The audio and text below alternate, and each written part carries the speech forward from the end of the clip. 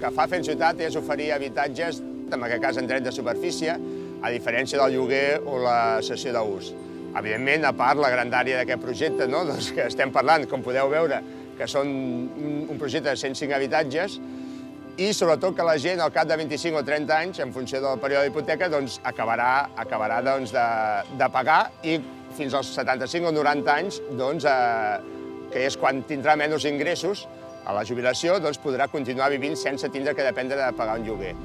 3 dades. Una, que el 75% dels adjudicataris estan per sota dels 3,5 vegades el salari mínim interprofessional, que el 65% dels adjudicataris tenen menys de 40 anys i que el 58% són dones.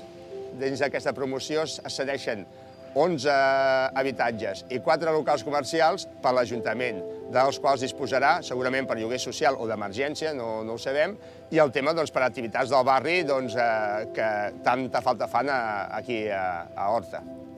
Estem parlant d'un projecte molt gran i clar, que tothom pugui decidir 95 persones seria una feina una mica feixuga i complicada. El que intentem fer és uns estàndards socials amb unes reunions semestrals, amb assemblees que en diem nosaltres, amb les assemblees generals, on s'expliquen els projectes, es parlen de coses, etc. El que sí és cert que més del 50% és de la gent del barri, dels barris colindants, Clota, Horta, Vall d'Hebron, etc.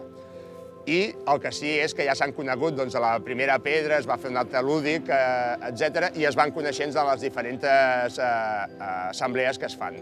Aquí a Barcelona, i s'ha de dir, l'Ajuntament de Barcelona dona una garantia addicional. La banca tradicional no entra, normalment.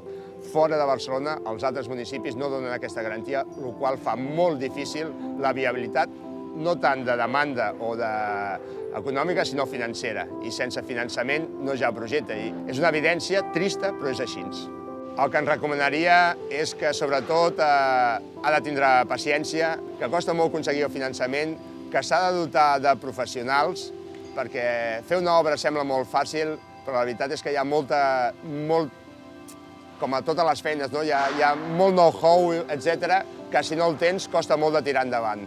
El futur d'aquesta comunitat ens l'imaginem, primera, molt positiu. Primera, perquè la majoria de la gent que hi ha aquí és gent jove, amb la qual la veiem formant famílies, creixent al barri, continuant al barri, que ja he repetit abans que més del 50% és gent del barri que no haurà hagut de marxar, per tant, molt integrada al barri i esperem que donin vitalitat a aquest barri que d'altra banda estava perdent molta població. Per mi, el que sempre m'ha donat més satisfacció és veure que gent que no podria tindre habitatge acaba podent formar famílies. Jo conec gent de fa 30 anys que van tindre els habitatges, en 30, en tenen 60, estan a punt de jubilar-te i encara te'ls trobes i encara t'agraeixen el que vas fer per ells.